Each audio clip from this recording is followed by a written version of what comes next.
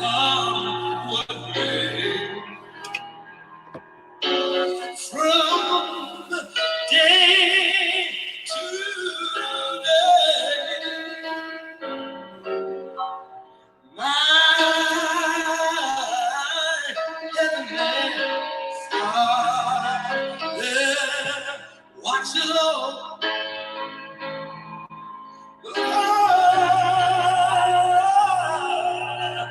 me.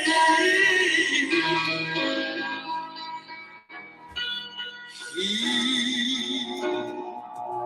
makes the road, and under His care, He guides the through perilous air. And surely He will remember me.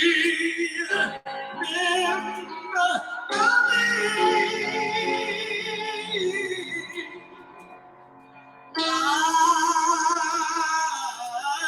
heavenly Father watches over me. I trust in God.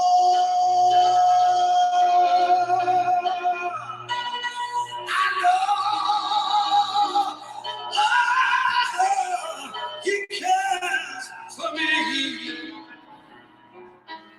Oh, bountifully.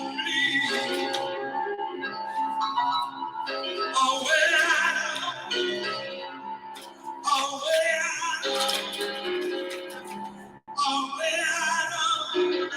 sometimes I get caught out on that stormy sea.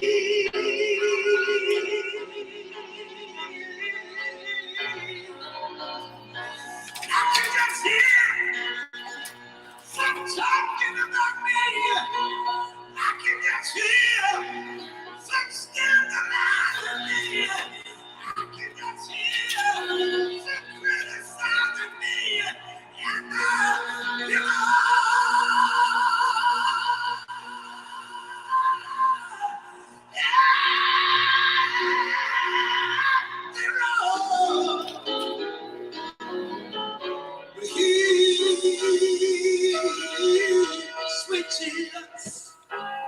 sweet Jesus, keeps my soul. My heavenly Father watches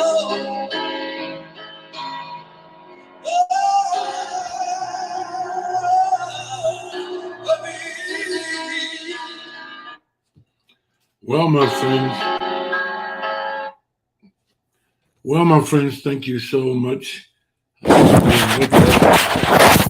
We do pray that in this time that we're in, we'll be able to bless you with the truth of God, how good the Lord is.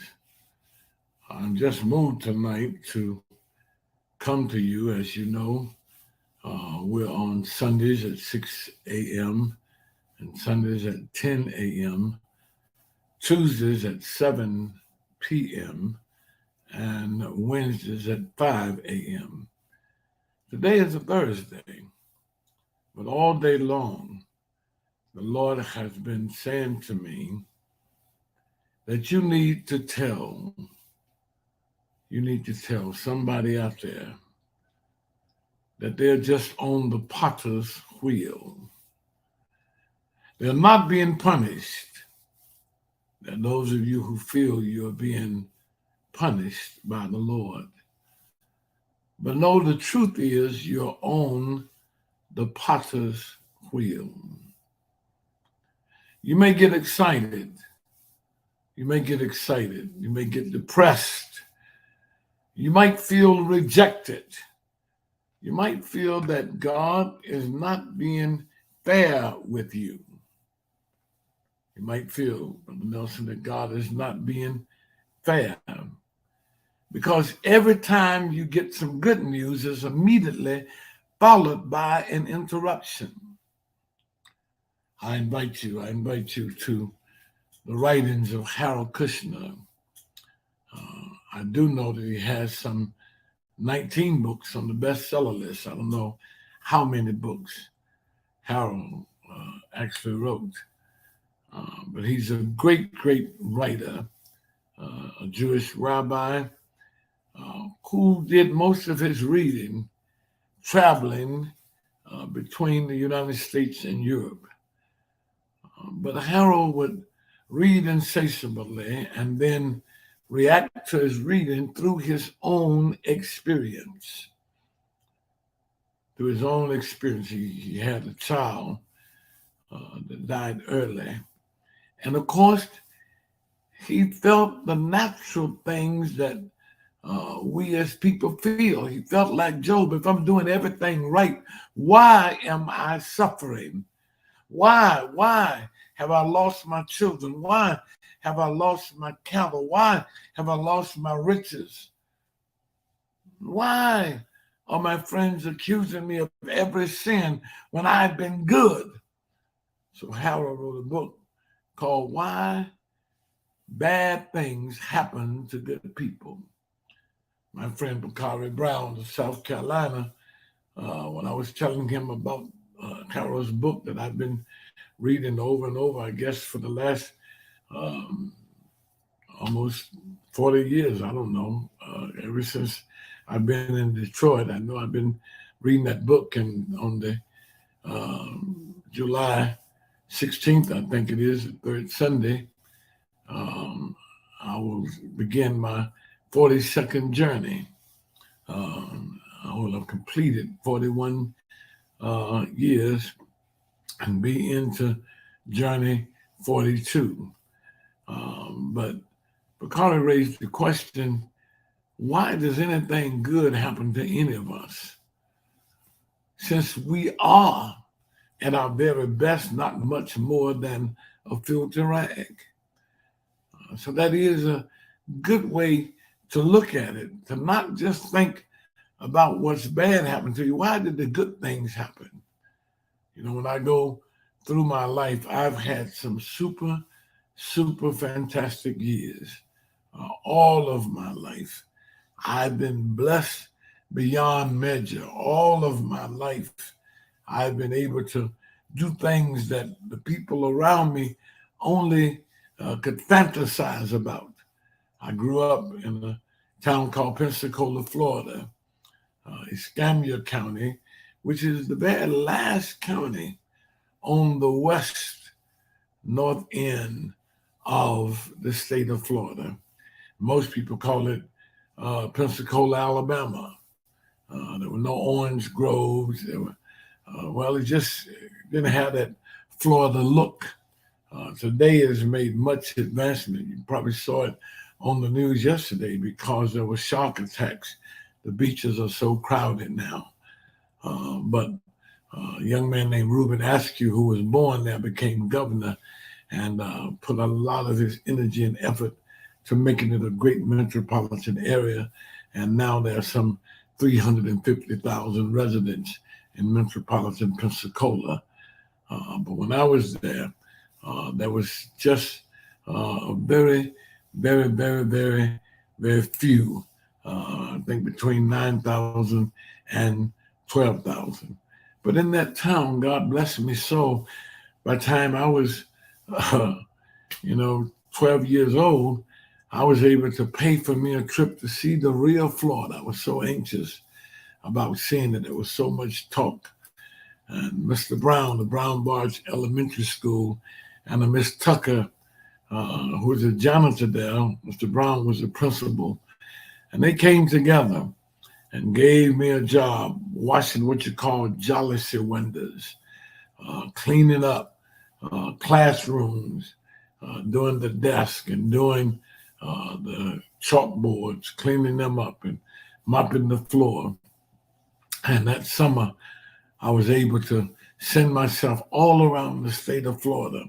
And I had no peer who had done such a thing. When I moved to Alabama, I had so many good fortunes among men like Dr. A.G. Gaston, a man with a third grade education who became a multi-millionaire and owned over 29 corporations by the time he transitioned into the eternal.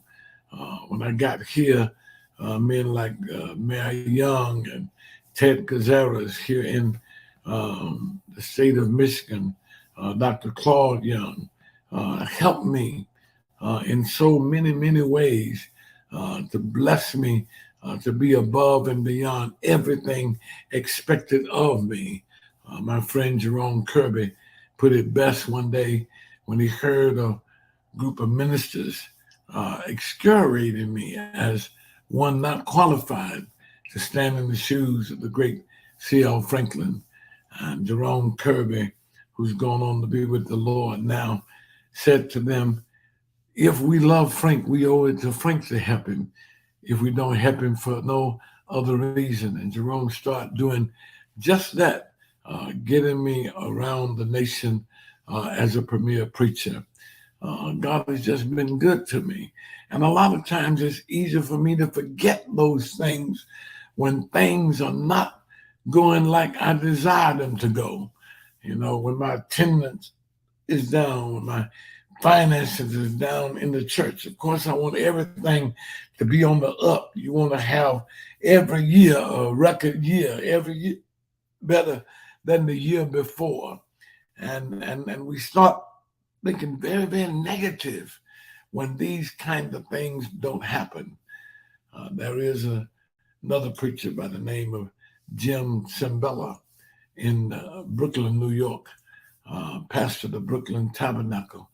His daughter got on drugs. Of all the things that could happen to a man who's walking the streets of New York getting people off drugs, I love his model. I stay on my corner as much as I possibly can to force people to have to look in my eye that God has illuminated, to look at my face that God is shining every morning when I get up, that I can give a touch that's electrifying. My shadow, they have to pass through, that's a sanctified shadow. And I ask God to fill my head with wisdom, fill my heart with love, set my tongue on fire. So when I speak to them, it will go through them and they can dare not hear me. Timberlake says that from time to time we need fresh wind and fresh fire. And that's the truth. I want to say to you out there who've gotten discouraged during this post-pandemic era, when thousands of preachers are quitting, when associations, conventions, and all are struggling so hard. Our president, Dr. Jerry Young, said a thing of great wisdom the other week in our board meeting in Louisville, Kentucky. He said, if the churches are sick and the convention is made up of churches, then the convention can't be well. And that's the truth for many of our churches. If our members are paying $3.99 to $4.05 and sometimes $4.85 for gas, if they're paying $5 for a pound of butter and $7 for a carton of eggs, if they're struggling to get to work and back, and with no raise in the last 6 or 7 years, but yet the inflation is so great that they need double what they were making to have any discretionary funds. So how can the church be well if the members are sick? Well, I came to bring some good news to you from Jeremiah, the 18th chapter, where God told Jeremiah, you know him, God said to Jeremiah, before I place you in your mother's womb, I ordained you for this mission. What mission, God? I'm giving you the most unwelcome message to give to people. I'm giving you what will be the most rejected message to ever to give to people. I'm not giving you Isaiah's message. And everybody needs to know that. We cannot be critical of any preacher, what he's preaching. I'm not a prosperity preacher, but I tell every preacher that's preaching, if that's what God has put in you, because he didn't just in serendipity bring you to the pulpit. He started working on you getting there even before you were placed in your mother's womb. He was shaping you for the ministry. He shaped me for mission. He shaped me for evangelism. And that's what I consider myself more than any kind of executive or administrator, rule maker. But God shaped me in that matter through everything that I went through to get me ready for where I am and what I'm doing now in missions and ministry, trying to feed the hungry, clothe the naked, trying to salvage those who slipped in the crack of drug addiction, alcoholism, promiscuous living, trying to give a hug that will go through a brother and wake him up, bring him to himself, even as the prodigal son came to himself in the hog pen. And that's what I feel God has shaped me for, and that is indeed my ministry. And that's the same for you. Jeremiah did not select the ministry of unwelcome messages and rejection. He wanted to be more like Isaiah, who lived in the palace, lived with the king, who gave them good news and hope. Jeremiah only had bad news. Isaiah had told him, even if the enemy come, resist. Jeremiah said, don't resist, surrender. Because this is what God got for you now. You got to get on the potter's wheel. Oh, glory, hallelujah. You know what a potter's wheel is. My sister Dorothy, who you hear sing so much, and I hope that they allowed our song to stay on a little while. The last time I played our Trust in God, they muted it. And the first 5 or 6 people that joined us during the song left. I don't know whether they ever came back or not in that particular service. And so if some of you were on before and weren't hearing anything, I hope that you're back. I have some people in the box up here, but Brother Ray Nelson, who is so faithful and who gave me one of the greatest weapons for delivering drug addicts that I've ever been so blessed with. I heard him many, many, many years ago, maybe some 30 years ago, I'm not sure. But he lectured in the Michigan District Association, which we're a part of. And he talked about we have choices, and choices make habits. Habits become addictions. And if you want to get out of your addiction, make better choices. Glory, hallelujah. And I can't tell you how many people tell me that they came to themselves through that speaking in tongue. That is what speaking in tongue is. When they say every man understood in his own tongue.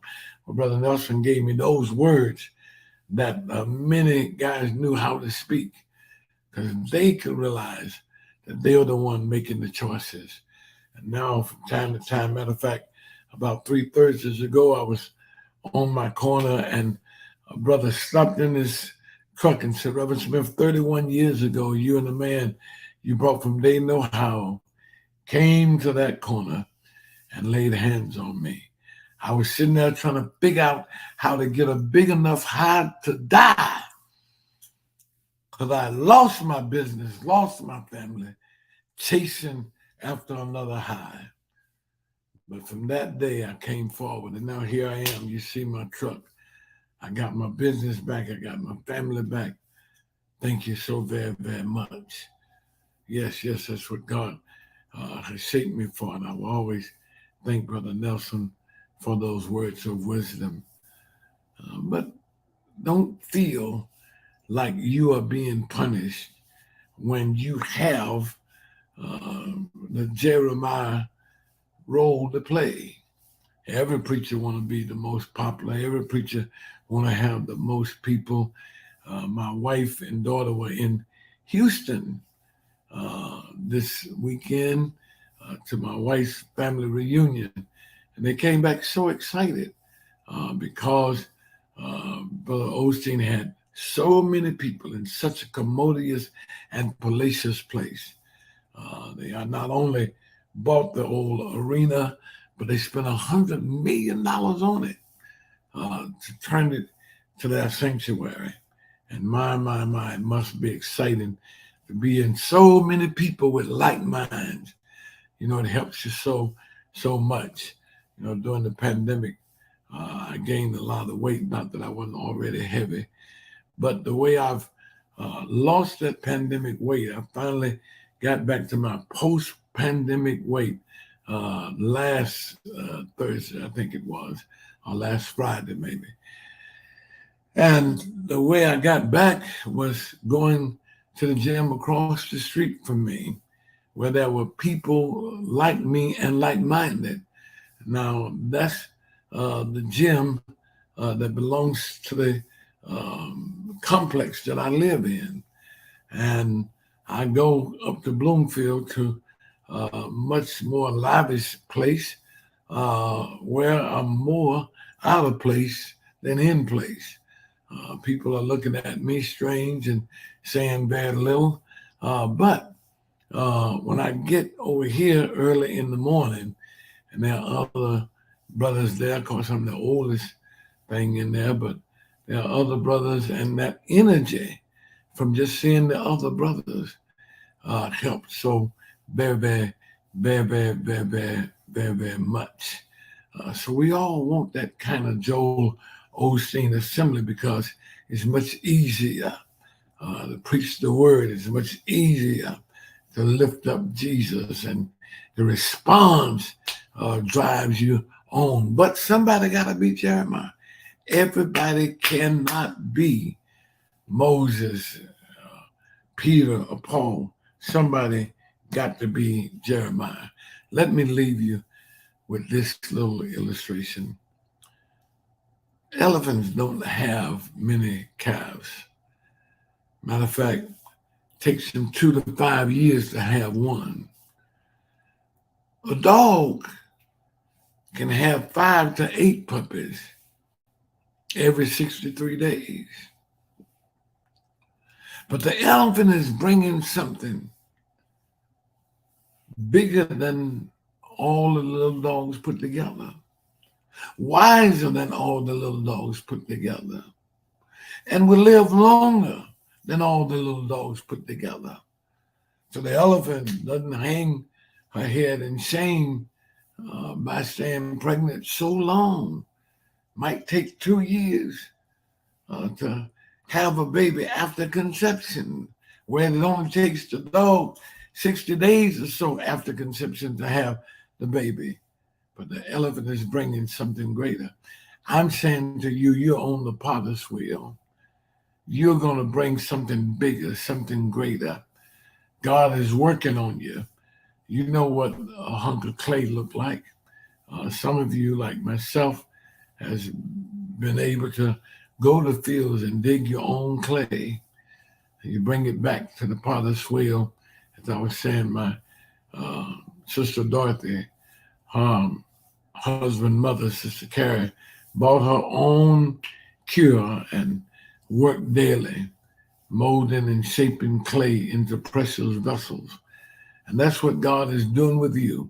When you go through your various troubles and trials and tribulation situations, it is God. It is God.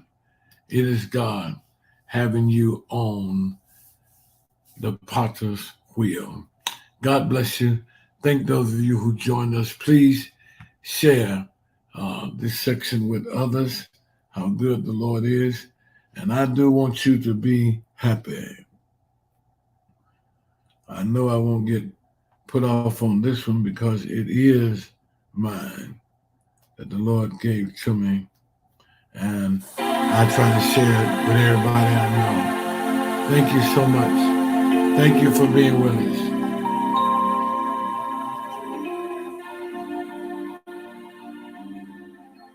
God bless you, Brother Sean. We're going to be with you.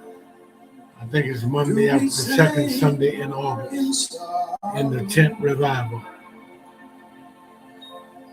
Why? Well, do we despair about tomorrow when we know what God has done? Well, the same God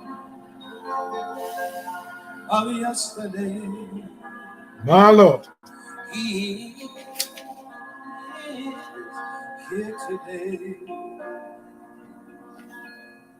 What you ought to do is just count your blessings. Count your blessings. Name them one by one. God bless you. God bless you. Dr. Henderson, thank you for the difference you've made on Linwood.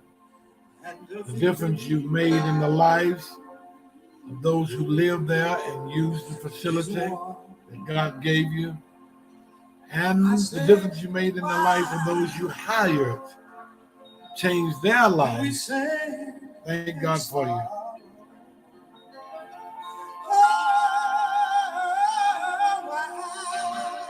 Well, do we despair about tomorrow?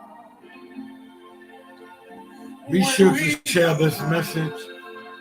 I feel it's a very special message that God has given me for today and for you who are on the potter's wheel. And you might think God is just roughing you up, but no, He's getting you ready. He's getting you ready. He's getting you ready to impact the world. No, you're not ordinary. You are natural, and God is super. When you get with God, the supernatural happens. Yes, Lord. Right here. Right here. Not far. I said, seek, and He shall find. Be sure you share this message. If you didn't get the whole message because you didn't know I was on today, if you put your phone on follow, then that means each time I come on, it'll automatically spring up and give you a notification that I'm on. But I feel God has given me this very special message. And if you can read anything by Harold Kushner, you can read anything by Jim Cimbala, read it. God bless you now. I said, why? Oh, hallelujah. Do we say? Don't sink in sorrow. You're just on the potter's wheel. But guess what? God is the potter. Do we despair? If it was somebody else, I would be worried about it. But whatever trouble I go through, it's the hand of God that's handling me. Same God. Same God.